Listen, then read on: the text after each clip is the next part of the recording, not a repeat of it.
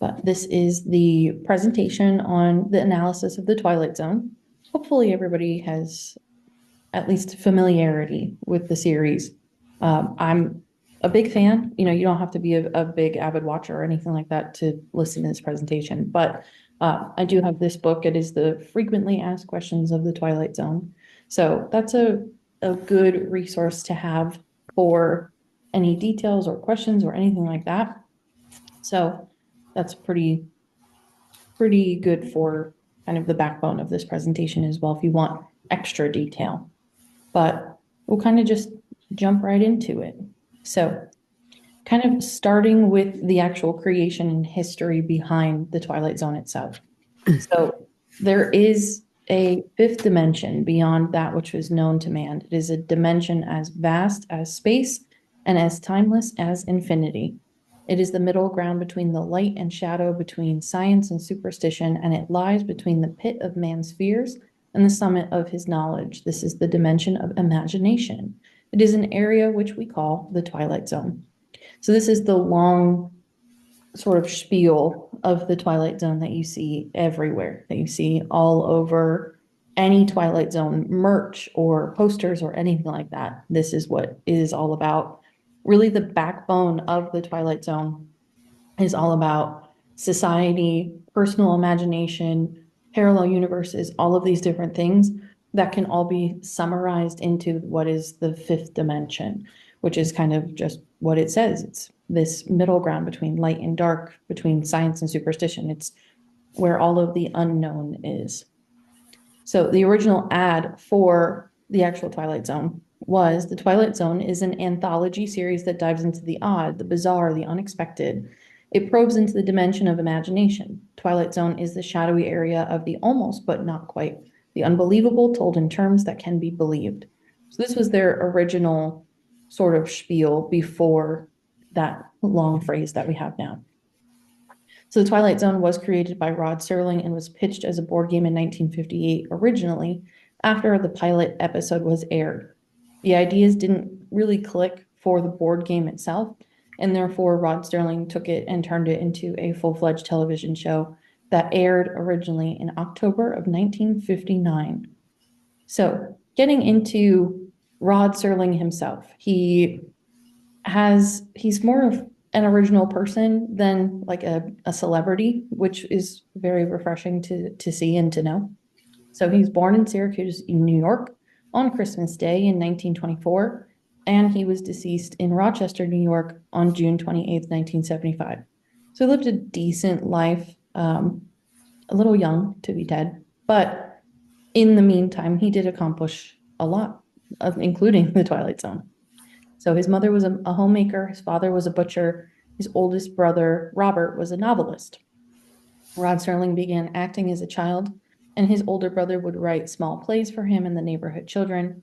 Their father built a stage in their basement where the boys would put on shows.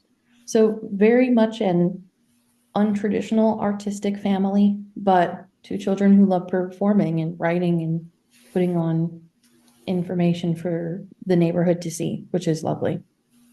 So in high school, Rod joined the debate team, which kicked off his love for politics. He graduated high school in 1943 and wanted to go to college for writing, but joined the Army instead. He created a boxing league in his platoon and competed as a flyweight as his way of venting aggression from the war. He was sent to the 511th Platoon, the Death Squad is what they were called, for their high casualty rating, and was sent to fight in the Philippines. He makes multiple comments about this, that he wanted to be able to actually fight in Germany against the Nazis, but was sent to the Philippines instead. And he has at least had a lot of ill will against the army for that. So he did have a hard time with following orders and was often disciplined for breaking the rules. Some of his teachers would say that he was always the class clown, that he was always in detention, that he was always getting into trouble. He just really never wanted to conform, which makes sense. Serling was discharged in 1946 with knee injuries. He went on to college in Ohio and graduated in 1950 with his Bachelor of Arts in Literature. He continued helping with paratrooper trainings for extra money on the side during his early writing years. So he was very much a soldier, and very much a soldier for a long time, but a very young soldier nonetheless. In actually writing The Twilight Zone. So in 1950, Rod Serling began writing for community papers and working with talk radio writing their scripts. Serling submitted an idea for a weekly radio show to kind of talk to the ghosts of a young boy and a young girl who were killed in World War II as they traveled with soldiers on a train around the world. This was just the fictitious pitched story. This idea was adapted into a talk radio show called Adventure Express, with one episode a week for a year. Really cool way of kind of thinking of original episodes, like every week, sometimes before Netflix and before binging, we have to wait for TV shows to come out week by week and episodes to come out. So this is essentially that same thing, but just on radio and for an entire year. So I can only imagine the suspense that would build after a while. So he moved on from radio to television and began with writing advertisements for television. He assisted with scripts for a TV show called The Storm and hired himself an agent at this point. In 1954, he decided to quit his job and move back to New York from Ohio. He submitted his 72nd script to Kraft Television Theater, who ran it as a one-episode show called Patterns, which was based off of Serling's Colonel in the war. This really took off and kicked off their fame. There's a quote online from his wife, or then wife, who basically said that they were not even at home when the episode aired, and their phone went from no phone calls ever to never stop ringing. So it really is a testament to never giving up on what you want to do, on your dreams. A 72nd script is what finally got him there. So it's inspiring. In 1957, he and his family moved to California to follow television. Censorship began with script writing and television shows and pushed Serling out of the advertisement space. He said it was then that it was time to do his own thing. So he then submitted The Time Element to CBS, intending for it to be a pilot for a new weekly show. Instead, CBS used the science fiction script for a new show produced by Desi Arnaz and Lucille Ball in 1958. The story focuses on a man who has vivid nightmares of the attack on Pearl Harbor. The man goes to a psychiatrist, and after the session, the twist ending, which is what Rod Serling becomes known for, twist endings, reveals the patient had died at Pearl Harbor, and the psychiatrist was the one actually having the vivid dreams. The episode received so much positive fan response that CBS agreed to let Serling go ahead with his pilot for The Twilight Zone. Serling later set several of his scripts in the Philippines and used the unpredictability of death as the theme in much of his writing, pulling in his wartime experiences with his frustration on censorship, control, and the world's fear of the unknown. He became known as television's angry young man, smoked a pack of cigarettes a day, passed away in 1975 from a heart attack. And also, he was very small. He was only 5'3". So you can only imagine how much his presence would have made an impact back then. So moving on a little bit to the actual Twilight Zone itself, the show itself, some of the cultural significance that it really brought forth. So the show aired from 1959 to 1964 during the Cold War, McCarthyism, and the Civil Rights Movement. Episodes reflect fears of the nuclear war, space exploration, and conformity. The show examined American society's fears, flaws, and the changing nature. It highlighted social ills like prejudice and the aspects of the Cold War like space travel and the bomb. The show itself also really challenged the rules for holding power and asked viewers to consider who has power in society. Again, we go back to Rod Serling being this rebel, being this person to push the boundaries, to push the rules, to break the rules. And this truly bleeds into every single episode of The Twilight Zone. It also explored the loss of control people were willing to accept in the name of progress, in the name of comfort as well. For two examples, the first one is To Serve Man. This was an episode 24 in season 3. This seemingly benevolent aliens arrive on Earth offering to help humanity by solving global problems. But the twist is that the book they leave behind, titled To Serve Man, is actually a cookbook detailing how to prepare humans as food, meaning serving man is a literal act of serving humans as a meal. It highlights the danger of blindly trusting seemingly altruistic actions without fully understanding the true intentions behind them. Another example is the eye of the beholder. If you've never watched a single Twilight Zone episode before, you've definitely seen the image of the eye of the beholder. It's these people whose faces kind of look like pigs. They look like they have like masquerade masks of pig noses and pig faces. A very common image, very common. And dare I say, one of the most popular episodes ever of the Twilight Zone.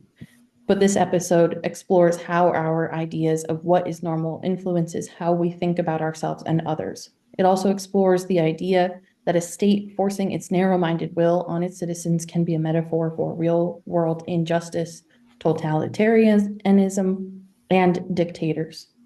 So there is more than what meets the eye to just a suspense thriller sci-fi type of TV show. There's so many layers to it that we've seen and continue to analyze and continue to see. Kind of continuing on with this pattern, Twilight Zone has also inspired board games, graphic novels, magazines, and two other entire series. It remains popular in reruns and is still shown regularly on broadcast and cable outlets. It's still also on YouTube, so you can see it all the time on YouTube. You can watch different shows on it. It's everywhere. In 2019 into 2020, there's only 2 seasons of it, but Jordan Peele led the reboot of The Twilight Zone in 2019. He also was the narrator for each episode. This is more of a mix of horror, mystery, and science fiction, and it does star a lot of other comedy writers. You know, this is the era of Jordan Peele being more in the horror world than in the comedy world. And you can see a lot of people who follow his suit. This show was canceled after 2 seasons. And we'll talk more about his version in a little bit. In 2002, there was also a reboot.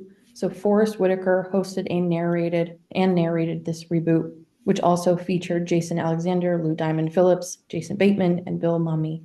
One episode, It's Still a Good Life, was a sequel to the original episode, It's a Good Life. So we're seeing bits and pieces of the Twilight Zone living on in more modern times. In the 1980s, there was a reboot as well, from 1985 to 1989, and that's this weird logo at the top here. It almost feels like a Mandela effect, like this is not the logo of the Twilight Zone, but this is the 1980s version of it. So the Twilight Zone also has a movie. So it's literally called Twilight Zone, the movie. This was based on The Twilight Zone by Rod Serling, starred Dan Aykroyd, Albert Brooks, all of these other people. And Steven Spielberg and John Landis produced the movie. So Rod Serling was still part of this project, but a little bit different. So there is more of a hands-on approach to this. And everything besides the original has all been made in color. So it's not just black and white anymore. So the psychology behind the Twilight Zone. We talked about the actual cultural significance. Of course, most of that comes from the war, comes from just Rod Serling himself being more of that rebel. But the psychology behind these episodes, the psychology behind these storytellings, what do they mean? So more often than not, in a lot of these episodes, human nature plays a huge part. It's about people, what they're willing to do, what they have to do when they're pushed, anything like that. So you have greed, fear, and morality at the central aspect of many of these episodes, if not all of them. You have the unknown, themes of space, time travel, supernatural. Of course, we're literally talking about the 5th dimension. What is this cross between reality and the unknown and the otherworldly? You have parallel universes. This is that what if mentality. What if there is another version of me that is living a similar life, but slightly different hair, slightly different tattoos, slightly different clothes. what does that life look like? And how would I react if I tapped into that? Isolation and alienation, loneliness, and societal rejection are often featured prominently. It's very rare to see more than one main character in a lot of these Twilight Zone episodes. It's very much centered on one person, what happens to them, or the other side is an entire town. So there's either this collective mentality or true isolationism of one singular person. So you have a good mix of both, but the lesson still stands of how do I feel being segregated from everybody else? How do I feel being segregated from the world, but with other people? So those questions are there as well. You have twists and irony. So the most really famous part of this show is the endings, is the fact that not everything is what it seems, even though in the beginning of almost every episode, Rod Serling will tell you, this is little Timmy, and little Timmy is a bad kid, and he's about to learn a lesson. You still can't really even predict what that lesson fully is until you get to the very end of the show. So these endings really do offer those moral lessons, warnings. Some of them are not so happy endings. Some of them have these people who are trapped in the Twilight Zone. So it's a heed of caution for regular life. And there's also some symbolism in the props themselves. So if you see on the beginning, when I kind of held up this book in the first place, you have a clock. Very interesting that this clock itself is the clock of the Twilight Zone, but it has all of the astrological symbols on it. So it's more encompassing of the universe, time always leaving. You have the doorway, you have the eyeball, Big Brother's always watching type of thing. And again, everything is in black and white. So there's that too. There's not much left up to interpretation. Then this is just what you're looking at, the clocks, the mirrors, the corridors. We have to go through the journey to see it all, to feel it all. There's justice in the Twilight Zone, but it is more likely to punish wrongdoers than to reward those who do good. Serling's anthology terrified audiences with dark tales of haunted dolls, sentient cars, and mysterious things that go bump in the night while keeping his stories grounded in sci-fi realism. As some of the episodes went on, you start to see bits and pieces of some horror start to creep in there, not just suspense and thriller, but actual horror stories. And that's sort of as the show goes along. So it really retains its popularity because viewers remember it. It is staining.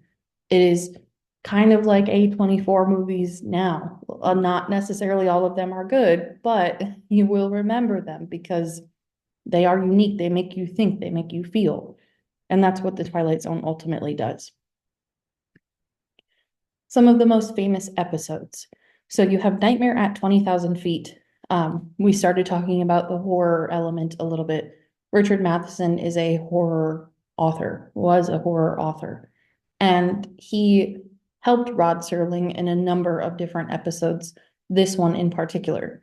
This is said to be the most scary episode of the Twilight Zone because there are actual horror writers that are influencing it. But this is season 5, episode 3, so it is a little bit later in the show itself. This is inspired by Richard Matheson's story Alone by Night, mixed with these creatures called Fremlin that are these folklore creatures created by the Grimm brothers. So it's great to start to see elements of things that are real, that are in real life, that are in other stories, not just sort of this imaginary lesson tale. You do have The Nick of Time, which is season 2, episode 7. The Masks, season 5, episode 25. The Eye of the Beholder, which is what I was talking about before with the little like pig masks. This is season 2, episode 6. The Hitchhiker, this is season 1, episode 16. This is one of the only episodes that really plays off of superstition. So it's said that this has been pitched time and time and time again. In 1939, there was a short story that is starring Agnes something. But she went on to be in I Dream of Jeannie. And so it's very cool to kind of connect these dots because she starred in a short story called The Hitchhiker that was all about the superstition of you're driving alone at night. There is a dark road. There's one hitchhiker. You let the hitchhiker in your car. By the time that you get home, there's no one in your car anymore. And you find out that the person you were driving was dead and has been dead this whole time, and it was a ghost. So you have that short story that was created that starred this Agnes lady, and that was then also turned into a Twilight Zone episode. And then she starred in I Dream of Jeannie, which is also another episode of the Twilight Zone. And that one is really all about being careful what you wish for, which is another theme that just continues on and on and on. It's this idea of being grateful for what you have, being a stand-up person, a good citizen, and appreciating what you have, not really wishing for things external. And if you are wishing, then at least be careful of what you're wishing for. So another episode to mention is 5 Characters in Search of an Exit. This is season 3, episode 14. The characters that are in search of an exit are a hobo, a clown, a bagpiper, army major, and ballet dancer. This is a cool one. It is more psychological. It is about the different people who kind of live inside your head in a sense, but it shows different parts of humanity.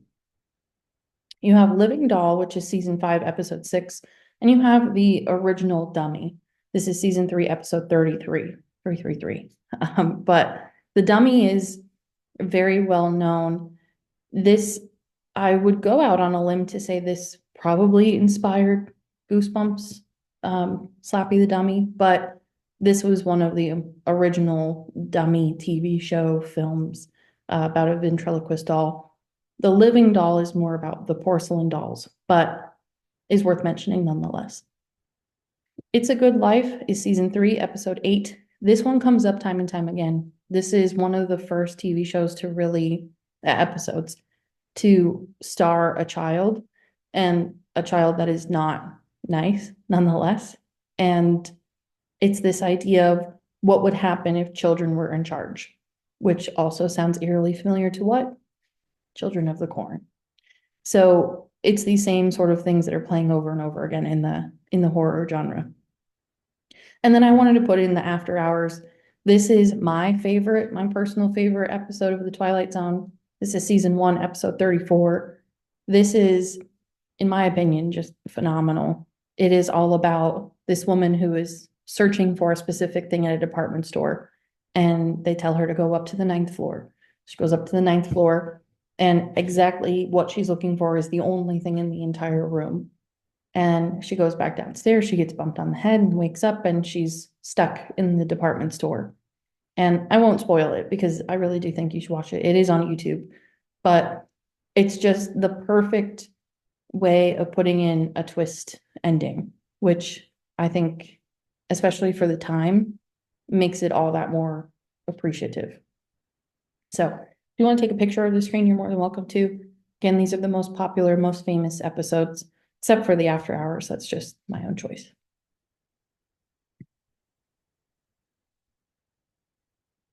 So when we talk about the different types of people who are in these episodes, who are in the Twilight Zone in general, they all represent archetypes that have come and gone, that give lessons.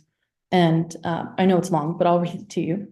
So archetypes in general are characters in stories that are seemingly repeated. So you usually have the hero, the villain, the damsel in distress, the girl next door. These are all examples of archetypes. So within the Twilight Zone, you see a lot that are repeated. So Richard Matheson, again, we go back to him as that horror writer, began helping Rod Serling on later episodes of the Twilight Zone with character development, pulling in more horror and less sci-fi related themes and characters. So for these actual characters, we have the ordinary person in extraordinary circumstances. These characters are typically average individuals thrust into surreal or threatening scenarios. Their responses serve as a mirror to human resilience, vulnerability, flaws. Their purpose is to explore how people cope with their perception of reality when it is shattered. Number 2 is the flawed everyman, a seemingly unremarkable person whose hubris, greed, or moral shortcomings lead them to face a reckoning. These characters often represent societal critiques, showing how personal flaws can have universal consequences. Number 3 is the outsider.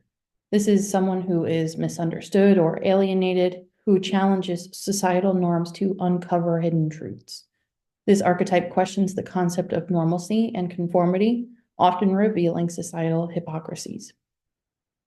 Number 4 is the reluctant hero, a character thrust into a situation requiring courage or a sacrifice, often fighting against insurmountable odds. Their purpose is to demonstrate the triumph of the human spirit or the cost of perseverance in dire situations. This person, to mention, is always going to come out on top. So if there are episodes where there's a not so happy ending, this is not a reluctant hero. This is somebody who has failed, essentially. Number 5 is the hubristic scientist or visionary, innovators whose creations or ambitions spiral out of control, leading to unintended consequences. These characters serve as cautionary tales about the ethical limits of progress and the dangers of playing God. We see this, of course, time and time again, but especially in something like Frankenstein and Frankenstein's monster. It's who are you to kind of create or destruct life? So, either way. Number 6 is the doomed fatalist, a character who recognizes their fate too late, often falling victim to their own ignorance or overconfidence. Their purpose is to highlight the inevitability of consequence and the folly of human arrogance. Number 7 is the supernatural guide or sage. Sage is usually what you're going to find as the most common archetype, but they are essentially the same thing. This is a mysterious figure who acts as guide, judge, or agents of fate, steering events to their moral or cosmic conclusion. These characters provide a sense of justice or cosmic order, reinforcing the moral undertones of the series. Number 8, and before I kind of move on, the sage can also be somebody who's giving advice to the actual main character. This can be somebody who just kind of points them in the right direction or tells them something that they really do need to know at that specific point in time. So they don't necessarily have to change endings. They can just guide the person to a specific or a better result, but they're always going to be there to ideally help. So the isolated dreamer. This is individuals yearning for escape or fulfillment, often retreating into fantasy worlds or alternative realities. Their purpose is to explore themes of escapism, regret, and the costs of unfulfilled dreams. This, I think, you see more than anything else in a lot of these TV shows. And we'll talk a little bit later about more modern versions of the Twilight Zone, where you definitely see this. But it's this idea of, I want to be in a parallel universe. I don't want to be here anymore, but I also don't want to die. I just want to escape. I want to go somewhere else. I want to see something different and move on, because life as I know it is not as successful, or my dreams are not going as successfully as I want them to. So it is really all about kind of getting out. Number 9, you have the paranoid survivor. This is individuals driven due to distrust and hysteria, often exacerbated by external threats or societal collapse. Their purpose is to comment on Cold War era fears and the fragility of human cooperation. Number 10, this is the cosmic trickster, characters or forces who manipulate events, leading others to confront uncomfortable truths or karmic justice. So this, in comparison to the sage, the trickster can be telling you something that you need to know, can be forcing you to kind of confront and take accountability, but they also can be there for changing events for the not so better. They can trick you literally into going down the wrong route. So they are not always nice. Their purpose is to represent fate, destiny, or irony, showing that actions have unforeseen consequences. So again, you see archetypes in all movies, in all shows, in all stories. That's how stories work. But when it comes to the Twilight Zone itself, these are the ones that are most repeated, most seen. And like I mentioned, the isolated dreamer, I think, is going to be the one that's really out there the most. For actual similar film themes. So as we mentioned before, there is a Twilight Zone movie. This was produced by Steven Spielberg. It is a tribute to Rod Serling. He was part of the actual process. So you have that. You have bits and pieces from him. Of course, he died in 1975, so he wasn't really able to see the premiere of it, but he was still in with some of the production. So outside of that, some more modern and just other films in general that have similar themes to the Twilight Zone. I talk about Saw all the time, and I absolutely love the Saw franchise. I think that it is a really great way of kind of representing people taking accountability, people taking charge of their own life, having that gratitude, showing that you can make the decisions to stay alive, to choose life, to be better. And you're sort of seeing that same idea within the Twilight Zone of there's karma, there's lessons, there's accountability, and where do we go from here? If you have the threat of being stuck in the Twilight Zone, how do you get out? What actions do you have to take? What did you do to get here? There is really the baseline is taking accountability for your own actions and moving on from there. So I think that the Saw franchise really echoes that from the Twilight Zone. Next, you have Identity. This came out in 2003. This is a really cool movie. This is also starring John Cusack. This is the epitome of a twist ending type of movie. Self-punishment, accountability, being able to look at yourself in the eye in the mirror and say, what did I do? And I'm okay that I did that. I can take ownership that I did that, and I apologize that I did that, or I feel no remorse that I did that. Whatever it is, having accountability and actually being able to kind of tell yourself the truth is really the central theme of Identity. You have Vivarium, another movie, I love it. This came out in 2019. This film critiques societal norms, particularly suburban living, through a surreal and oppressive lens, drawing comparisons to both The Twilight Zone and Black Mirror. When I said before we were going to talk about another show, we're going to talk about Black Mirror, but Vivarium has a very Black Mirror taste around all of it. It is very dystopian. It's not very sci-fi-esque, but it is loopy. It is odd. It is go through the lesson, learn the lesson, and move on from there. And what do we learn? What do we take? So I think the Vivarium is a perfect modern, everyday middle class horror movie. The Mist, that came out in 2007. This combines horror and social commentary. It echoes the Twilight Zones. The monsters are due on Maple Street, exploring fear and group hysteria in the face of unknown. This is also a good movie and a good episode. The monsters are due on Maple Street about panic and the really, really, really bad outcomes of panicking in the face of any type of issues, of any type of big event. Do what you can to remain calm, to have a plan, to get with people who also have that same mentality. The more that you flail your arms in the middle of the ocean, the quicker you're going to drown type of mentality. So Jacob's Ladder in 1990. This is a harrowing psychological drama about a Vietnam veteran grappling with haunting visions, memory, and reality. Its narrative mirrors the disorienting and layered storytelling of the Twilight Zone, and of course, still has that same veteran army wartime background to it. In 2004, you have The Machinist. This psychological thriller follows a man haunted by insomnia and guilt, unraveling his sense of reality. A darkly introspective journey echoing the Twilight Zone's focus on fractured psyches. And in 1999, of course, we have to mention The Sixth Sense. This is a story steeped in psychological suspense and supernatural elements. It deals with grief, unresolved trauma, and the afterlife, featuring one of the most famous twists in film history. If you will remember what we said before about the story behind, let me find it again. This one, the time element. The man goes to a psychiatrist. After the session, the twist ending reveals that the patient had died at Pearl Harbor, and the psychiatrist was the one who was actually having vivid dreams. It's similar.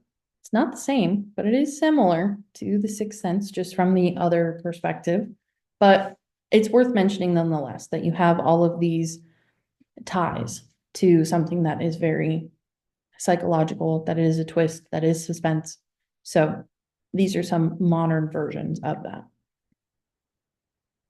Next, to talk about Jordan Peele and Rod Serling. I know I mentioned it before. Jordan Peele is in his horror element at the time. So when it comes to the Twilight Zone, Jordan Peele did his own version of the Twilight Zone in 2019. Down here, this is the logo to it. So kind of like I was saying before with the logo of the Twilight Zone, you have the door, you have Rod Serling kind of standing at the forefront of the door. The door is meant to represent this ether, the fifth dimension, with all of the stars, the cosmos, the clock, the eye, different types of characters that are floating within this door. And so Jordan Peele's take on it is that he is actually entering the Twilight Zone. He's walking through the door. So that's the reason for his logo creation. It is very interesting that Jordan Peele and Rod Serling both feared doppelgangers. Mirror Image is an episode of the Twilight Zone that is all about doppelgangers. It is about this woman who goes to a bus station and sees herself essentially doing all these other things. She goes to the bathroom, and the lady's like, "Oh, you were just in here." She goes to the gift shop. The lady was like, "Do you like your blah, blah, blah that you just bought?" And she's trying to tell other people that there's another version of her or a clone or somebody who looks like her, and nobody believes her. Everybody thinks she's crazy. So Rod Serling took this and turned that fear into this episode, and Jordan Peele took that fear and turned it into the movie Us. So both have very strong opinions on doppelgangers, which is very funny because I have a twin sister and we are identical. And I would love to play pranks on Jordan Peele and Rod Serling, and I'm sure I can convince her to do the same. But Jordan Peele created, wrote, and produced the remake of The Twilight Zone from 2019 to 2020 through CBS. If you'll remember as well, CBS was the original owner production company of The Twilight Zone from the get-go. So I guess I have a soft spot for it. Jordan Peele's reboot carries forward Serling's tradition of socially conscious storytelling, focusing on modern issues like racism, such as in the episode Replay, parallel universes in the episode Downtime, the economy in the episode The Blue Scorpion, and the price of fame in The Comedian. To talk about two of these episodes, so Downtime is a really cool episode about this woman who works at a hotel, and she's doing what she can to get a promotion, to essentially work her ass off to just do the best and be the best that she can. All of these things are sort of putting up these boundaries in front of her, and she doesn't know why, and she doesn't know how to get past that. She's also starting to lose memories and lose chunks of time. And again, I don't want to spoil it if you guys are going to watch these episodes, but this is a really cool modern twist. This does, if you were watching it blindly, feel like a Black Mirror episode. There is a little bit more technology focus on this one, but the lesson still remains. And then The Comedian. This was the very first episode of season 1 that Jordan Peele put out. And I thought the whole rest of all of the episodes of The Twilight Zone that he made were going to be amazing because The Comedian is so amazing. This is truly, what will you do to become famous? How far do you want to go? When does gratitude stop and pride and gluttony and all of these things come into play when it's not enough? So it really makes you think about, what do I have to offer? Who is willing to listen to me? And how much do I want? So those are, I think, really modern and appropriate episodes to watch that are very good. Peele's version integrates more diverse voices and perspectives, addressing systemic issues like police brutality and cultural erasure. Topics Serling would likely have tackled had he worked in today's environment. Maybe not, because Rod Serling was a white guy. But regardless, it is, like I keep saying, it's a modern version of everything that we've been talking about. The reboot often blends traditional horror with psychological and social critique, such as Nightmare at 30,000 feet, which is an updated version of Nightmare at 2,000 feet, 20,000 feet. While Rod Serling's Twilight Zone maintain a mix of eerie charm and cautionary optimism, Peele's version adds a layer of contemporary dread, reflecting the anxieties of the 21st century. And again, there is a lot more technology that is in this, so it just makes it newer. Peele emulates Serling's iconic role as narrator, adding his own enigmatic style to guide viewers through the episodes. His narration has a modern, slightly cynical edge, making it uniquely his while paying homage to Serling. The 2019 reboot retains visual callbacks to the original, such as the swirling doorways, the eerie black and white sequences, bridging the two eras together. There is one episode in particular, I don't remember what it is called, but half the episode is in color, half of it is in black and white to kind of represent the two different gaps in time. So that's another way for him to really pay respect to the original Twilight Zone. Not all of the episodes are good, I will tell you that. I wouldn't sit and watch all of them, but kind of the same thing as Black Mirror. You have to pick and choose what really makes sense for you. What piece of psychology, what piece of social commentary is going to resonate with you, and then go watch those episodes. So Twilight Zone itself was a little bit more thriller and suspense than outright social commentary, but they are still similar in that regard. You could sit there and watch 20 episodes of the Twilight Zone back to back to back. They are all short and sweet. They're 30 minutes with commercial breaks in between, but you still get a quick, suspenseful story, moral lessons onward. Whereas Jordan Peele's is about an hour long, so 45 minutes, let's say, after commercials. And there's a lot more opinions and a lot more commentary from the social side of things than just the underlying suspense and thriller aspect of it. So it's just different in that regard. Not bad, not good, just different.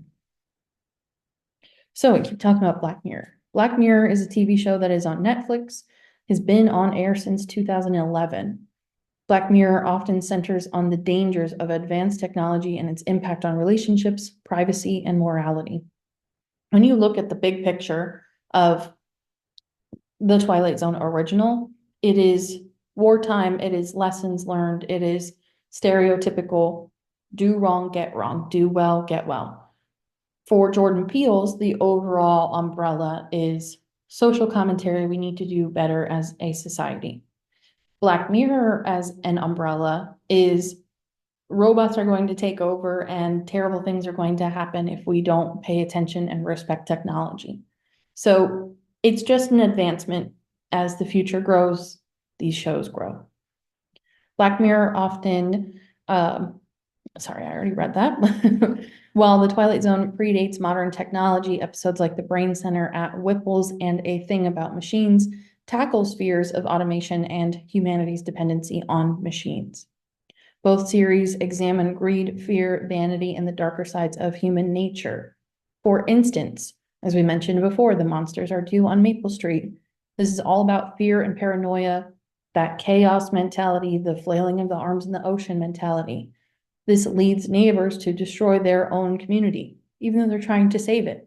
It's the same thing as The Mist. It's if I panic and I take the most extreme answer at the end of the film, well, I didn't wait until all other options have been deployed. Now I'm sitting here basically dealing with the consequences of that. White Bear is another example of an episode. This is from Black Mirror. This explores mob justice and moral culpability through a dystopian lens. Both series tackle fears of isolation and alienation, as we mentioned before, either individual or as a collective. Time Enough at Last and 15 Million Merits both explore loneliness in oppressive environments. Both shows feature ties to parallel universes, escapism of sorts. Playtest and Striking Vipers. Before I even go through those, these are my two absolute favorite episodes of Black Mirror. Playtest, I think, is, if not the best episode of TV show in general, it is absolutely the best episode of Black Mirror, in my opinion. But this is the exploration of video games as a mean of escape. Lack of accountability with dire unintended consequences. Where do the lines between real life, real relationships, and moral dilemmas actually cross? Are we held accountable for what we do in video games? Are children, adults, teenagers who play Call of Duty accountable for what they do in regular video games? No. But what would happen if we were? And that's the question. And there is a relative fear to that. The Hitchhiker and the Obsolete Man, these are two of the episodes from the Twilight Zone. This is the fear of the unknown causing reality to crumble and dehumanize us. And again, that is all about the parallel universes, different dimension type of thing. This can even bridge the gap over to more of the simulation theory, if you will. And so you could really go down a rabbit hole of what that means in this type of film and cinema study. Both shows employ anthology storytelling, allowing them to explore diverse worlds, settings, and genres without continuity constraints. Each episode is self-contained with its own characters, setting, and moral takeaways. Black Mirror leans darker and more nihilistic, reflecting modern cynicism about technology and institutions, while The Twilight Zone offers glimmers of hope or redemption, or at least lessons learned. So really, if we have the scale of horror, so we have the original Twilight Zone as suspenseful, thriller, something for you to more pay attention to. Jordan Peele kind of is that bridge between original Twilight Zone and Black Mirror of now we have more of an actual horror element. We have some gore. We have some death that's even in here that is all shown on the actual film itself. And then we have Black Mirror, where there's always negative things happening. There is not a bad ending. There's an extremely bad ending. It just takes things to that next level. So that's really the ranking of kind of where they fall. And this idea that the Twilight Zone is for children. So as I mentioned before, I do have this book. For anybody who kind of came late, this is The Twilight Zone Frequently Asked Questions. I found it at a used bookstore for $2, but there's a lot in here about the history, the actual episodes themselves, the filming process. It's a lot more than what we would talk about tonight, and a lot more about the actual kind of groundbreakingness of the Twilight Zone, from how they filmed it, what the production companies were like, things like that. But in this book, there's an entire chapter on children who have watched the Twilight Zone as their intro into sci-fi, into fantasy, into horror even.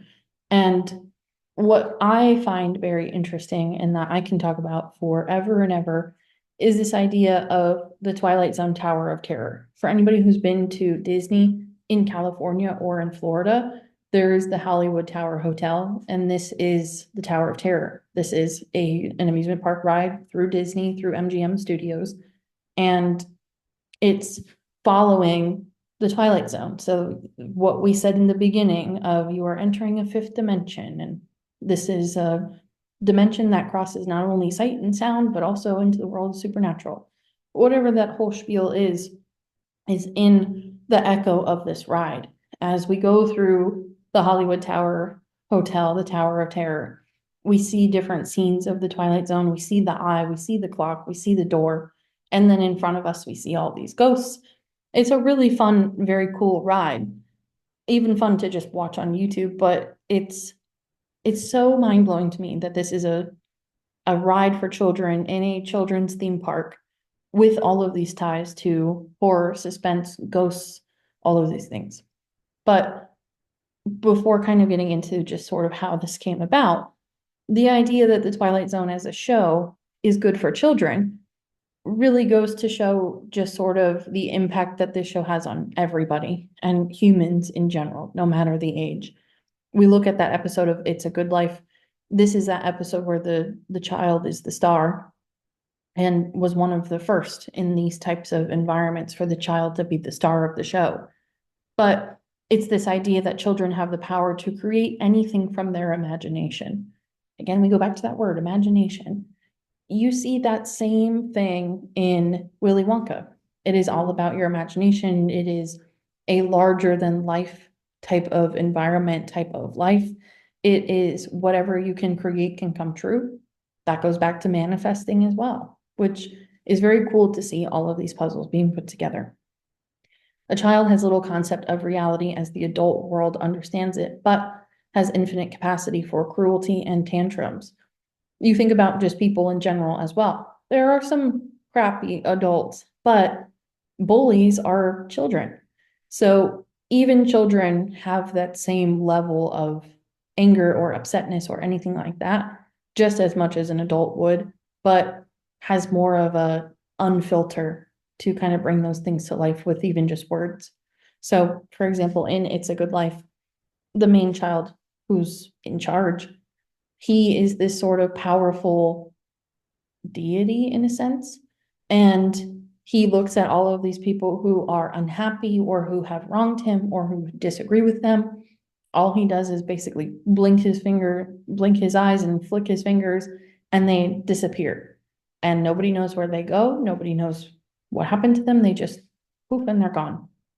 So it's this fear that, well, I have to behave in front of this child or they'll do something bad to me, which is a mirror representation of how children sometimes feel with adults. I might be having a bad day, but I have to put on a face and tell my parents what they want to hear, in a sense. So it is a cool way to look at it from both sides. So getting back to the Tower of Terror. The Tower of Terror was also a movie. So the storyline revolves around a fictional Hollywood tower hotel, a once glamorous establishment that was abandoned after being struck by lightning on October 31st of 1939. That caused a supernatural event that resulted in the mysterious disappearance of an elevator and its passengers. The ride was inspired by the classic television series The Twilight Zone and the real-life Hollywood Tower, a popular residence for entertainment industry employees built in California in 1929. This actual hotel, the Hollywood Tower, was struck by lightning in 1939, but of course, no elevators plummeted or no people died. It was just a bad accident, but the actual hotel was totally fine. The script was written by Michael Sprout and sold to MGM Studios from CBS as an adaptation of The Twilight Zone to be used for the ride itself, opening in 1994. This was turned into a movie in 1997, produced by MGM/Disney. I don't know if the Hollywood Tower Hotel movie is on Disney Plus, but it is out there and it is very entertaining. The entire lobby, again, for anybody who's been on the Tower of Terror, the entire lobby, which would be where you're waiting in line for the ride, is all these fake cobwebs and these Victorian lights and this candelabra and the actual chandelier, and it's beautiful, but it's meant to be old and kind of abandoned. The movie looks almost exactly the same. So they did a really great job of paying attention to the details. Again, what I can't get over is the fact that this is not only in a kids' theme park, but it is advertised for kids. The Tower of Terror evokes existential dread with themes of loss, unexplained phenomena, and the alternate dimensions. It's not just a haunted hotel, it's a deep dive into the uncanny and unsettling, reflective of the Twilight Zone's darker narratives. We also want to talk about the Haunted Mansion. The Haunted Mansion is also at Disney. This is another horror ride, horror movie, horror story that is truly written and advertised to children. This is more rooted in whimsy, with ghostly residents that are more entertaining than threatening. It invites guests to laugh at fear, providing a lighthearted take on the afterlife. Both are rides for children and people to face their fears in a controlled environment. You have the fear of actual heights because they're rides. The Haunted Mansion is not as certainly not as adventurous and exciting as the Tower of Terror, but it is a ride nonetheless. The Tower of Terror takes you all the way to the top, it opens the door outside, and you basically see the whole park and get dropped from that type of height. So you can confront your fear of heights, you can confront your fear of a parallel universe. Any type of fear that you have with any of these things, you can face them by watching these shows, by riding these rides, by doing anything in between. So that goes again for essentially people of all ages. And for our wrap up on this, I know we're a little early on time, but for our sort of wrap up on this, we have the Twilight Zone is really the backbone for sci-fi and horror today. It is more about lessons than it really comes off as. It's not just suspenseful, entertaining stories, it's lessons, and it's all of these things for us to learn from and our humanity to learn from. Imagination, manifestation, the unknown, it is the human experience, it's part of it, and the fears that come with that can be faced and can be fought.